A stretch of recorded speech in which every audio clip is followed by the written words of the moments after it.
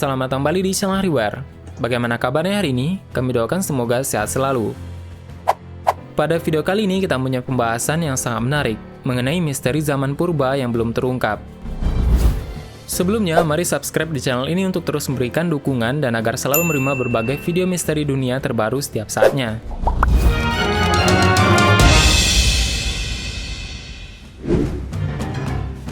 Dalam informasinya, bumi telah terbentuk pada kisaran 4 hingga 4,6 miliar tahun yang lalu. Dan masa-masa setelahnya, zaman di mana bumi masih dianggap muda dan purba, ada banyak kejadian yang barangkali tidak dapat dinalar sedemikian rupa oleh sains.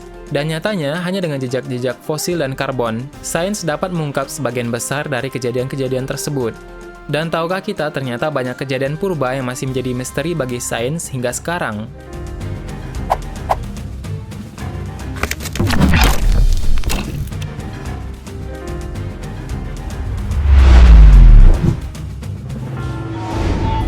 Yang pertama adalah fase diam yang dialami bumi pada 2 miliar tahun yang lalu.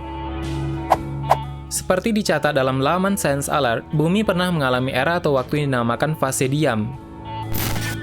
Dan para ilmuwan masih belum mengetahui dengan detail apa yang sebetulnya terjadi di masa tersebut.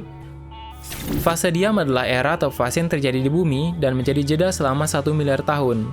Dan fase ini terjadi pada rentang 2,2 miliar tahun yang lalu dan berakhir sekitar 1 miliar setelahnya. Dan apa yang terjadi selama 1 miliar tahun fase diam tersebut? Para ilmuwan dan ahli geologi hanya bisa memperkirakan bahwa fase diam merupakan kondisi di mana oksigen benar-benar melimpah di bumi. Dan kala itu, bumi kita benar-benar dalam keadaan hening, dan mungkin saja dalam era tersebut ada sebuah jawaban dari teka-teki tentang asal-muasal kehidupan yang belum terungkap. Zaman dinamakan Paleoproterozoik tersebut menjadi sebuah zaman yang paling misterius di zaman purba. Dan bagi sains, ini merupakan teka-teki yang harus dipecahkan, meskipun mungkin membutuhkan waktu yang sangat lama.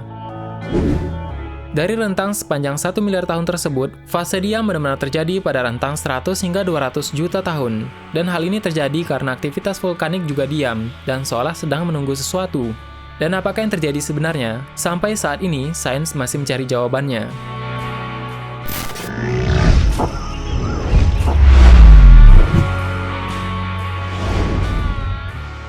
Yang selanjutnya, dari mana kehidupan biologis berasal? Teori evolusi memang dapat menjelaskan secara detail mengenai spesies dan keragaman makhluk hidup di bumi. Namun rupanya, sains masih kesulitan menemukan dari mana datangnya kehidupan mula-mula di bumi. Ilmuwan memiliki jejak fosil menguatkan bahwa awal mula kehidupan di bumi adalah berupa mikrob atau mikroorganisme kecil yang telah ada 500 juta hingga 2 miliar tahun yang lalu. Dan dari mikrob tersebut, kehidupan berevolusi makin kompleks dan akhirnya muncul banyak filum atau spesies. Dan tentunya ini terjadi dalam rentang ratusan juta hingga miliaran tahun. Namun tetap saja dari mana mikrob tersebut bisa ada dan siapa yang munculkan mikrob itu? Sains masih kesulitan melacak jawabannya. Bahkan jurnal sains dalam Life Science pernah mencatat bahwa kehidupan di bumi sudah ada pada 3 miliar tahun yang lalu, jauh sebelum terjadi fase diam. Dan bukti-bukti ini ditemukan pada batuan Greenland yang diteliti oleh ilmuwan. Batuan tersebut mengandung fosil cyanobacteria, yakni sejenis mikroorganisme purba yang ada di permukaan bumi. Dan dari mana mikroorganisme tersebut bisa ada di bumi? Tidak ada yang tahu pasti. Jika bumi pernah mengalami tumbukan dasar dengan batuan angkasa, mungkin saja mikroorganisme ada di luar angkasa. Namun ini pun masih buram, alias tidak ada jawaban dengan pasti.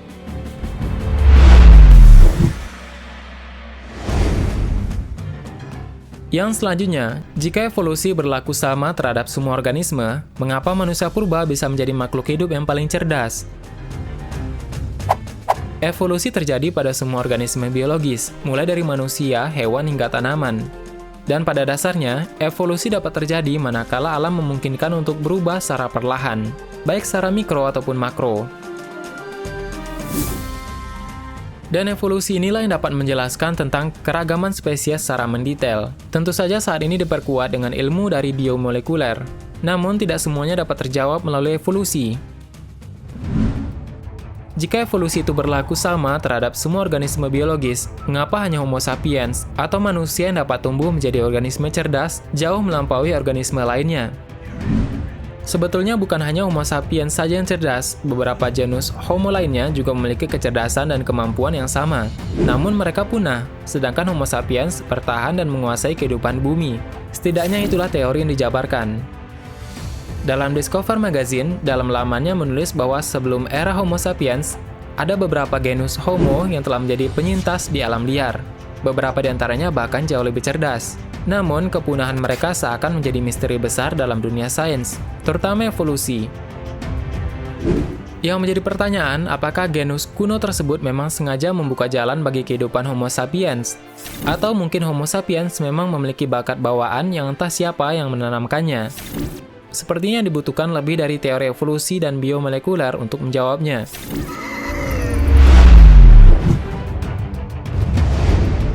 Yang selanjutnya, ada beberapa fosil yang masih dianggap misteri hingga sekarang. Fosil dan jejak-jejak kehidupan yang sudah didapatkan oleh para ilmuwan dapat menjelaskan bagaimana kehidupan di masa lampau bekerja. Bahkan jejak-jejak manusia masa lalu dapat dipetakan melalui penelitian dan studi paleontologi yang disesuaikan dengan ilmu sains lainnya. Namun tidak semuanya dapat tergambar dengan jelas. Ada beberapa fosil yang masih mengundang perdebatan hingga sekarang. Di antaranya adalah fosil jejak kaki dari reptil yang berjalan tegak atau bipedal dan manusia yang lebih dari 110 juta tahun yang lalu. Penemuan sebuah fosil berupa jejak kaki buaya yang berjalan tegak tersebut telah mengundang banyak perdebatan. Beberapa ahli meyakini kalau jejak tersebut merupakan jejak kaki Crocodylomorphs, yakni spesies kerabat buaya yang berjalan dengan dua kaki. Namun tidak jelas mengapa spesies unik tersebut bisa punah. Dan beberapa fosil lainnya juga mengundang perdebatan. Misalnya fosil filum hewan yang tidak memiliki kekerabatan dengan spesies-spesies lainnya. Atau mungkin juga fosil jejak kaki manusia yang aneh, di mana fosil ini diyakini sebagai fosil transisi antara primata purba dan Homo sapiens.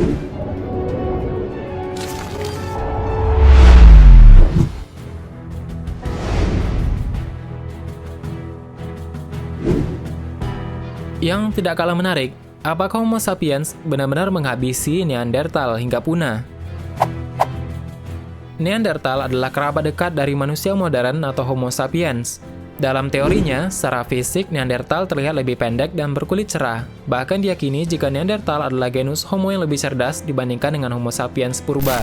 Namun, mengapa Neanderthal punah? Teka-teki dan pertanyaan ini sulit untuk dijawab. Ada pada kisaran waktu 30 hingga 50 ribu tahun yang lalu, Neanderthal akhirnya punah karena sebab yang misterius. Dalam laman Nature mencatat bahwa hilangnya Neanderthal merupakan salah satu kepunahan yang paling menjadikan yang pernah ada. Bahkan kepunahan ini disebut sebagai kepunahan yang sejati, karena pada dasarnya mereka juga manusia, dan kerabat paling dekat dengan manusia, dalam beberapa teorinya. Neanderthal sangat berbeda dengan genus Homo lainnya, dan berbeda pula dengan primata pada umumnya. Diketahui dari semua jenis primata, hanya Neanderthal yang dapat dikatakan benar-benar mirip dengan manusia Homo sapiens. Menurut ilmuwan, mereka berbudaya, berkerabat, dan memiliki sistem sosial, memiliki akal budi dan kehidupan. Mereka juga kompleks yang mirip dengan manusia modern. Dan jika kepunahan mereka adalah benar akibat pembantaian yang dilakukan oleh Homo sapiens, ini berarti nenek moyang kita adalah Homo sapiens yang mengakibatkan kepunahan dari saudaranya sendiri. Dalam teori evolusinya, apakah benar sejarahnya seperti itu?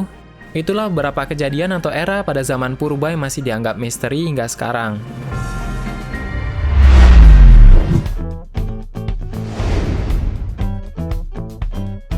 Sekarang kita berada pada bonus fakta. Misteri peradaban prasejarah. Tahukah kita sebenarnya dahulu lautan yang luas tersebut adalah daratan yang tenggelam? Dan bagaimana kisahnya? Para ilmuwan mempercayai bahwa penemuan tersebut membuktikan keberadaan sebuah kawasan yang telah tenggelam yang disebabkan oleh banjir besar yang melanda sekitar 5000 sebelum Masehi. Dan menurut teori mereka, banjir besar tersebut disebabkan oleh adanya pencairan gletser dari tanah tinggi di Eropa. Dr. Ballard menerangkan bagaimana sebuah robot bawah air meninjau 300 kaki di bawah permukaan air telah menemukan kawasan segi 4 berukuran 12 kali 45 kaki persegi, di mana terdapat sebuah struktur dari kayu dan tanah liat yang telah runtuh.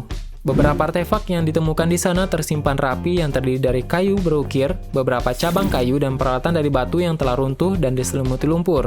Dr. Ballard dan timnya mengawali penelitian di kawasan tersebut setelah 2 kapal selam pakar geologi dari Universitas Columbia di New York menyatakan bahwa keadaan tersebut disebabkan oleh banjir besar ribuan tahun sebelumnya. Dan mereka meramalkan apabila zaman es berakhir 12.000 tahun yang lalu, maka gletser mulai mencair, dan kawasan timur Mediterania yang terputus dari Laut Hitam telah menyebabkan Laut Hitam tidak tenggelam oleh air, walaupun permukaan air laut yang telah naik. Dan hal ini menyebabkan sekitar 7.000 tahun yang lalu, genangan awal di Bosporus telah pecah, menyebabkan air di Laut Mediterania melimpah ke timur, yang menjadi Laut Hitam, yang memang terputus dari laut-laut yang lainnya. Kekuatan melimpah air tersebut diperkirakan 10.000 kali daripada air terjun Niagara, dan banjir besar tersebut menyebabkan kawasan daratan yang sangat luas berubah menjadi dasar lautan. Bagaimana menurut ada tambahan? Silahkan berikan tanggapan dan komentar di kolom komentar di bawah. Sebenarnya sangat banyak hal yang belum akan kita bahas. Untuk pembahasan lebih menarik selanjutnya, silahkan teman-teman tulis di kolom komentar di bawah. Tetap menantikan video selanjutnya, aktifkan notifikasi video di channel ini dan menekan tombol subscribe, dan klik ikon lonceng yang berada di sebelahnya. Jika kamu menyukai video seperti ini, silahkan tekan like dan share video ini. Terima kasih sudah menonton hingga akhir video ini, kami doakan semoga sehat selalu. Sampai jumpa lagi.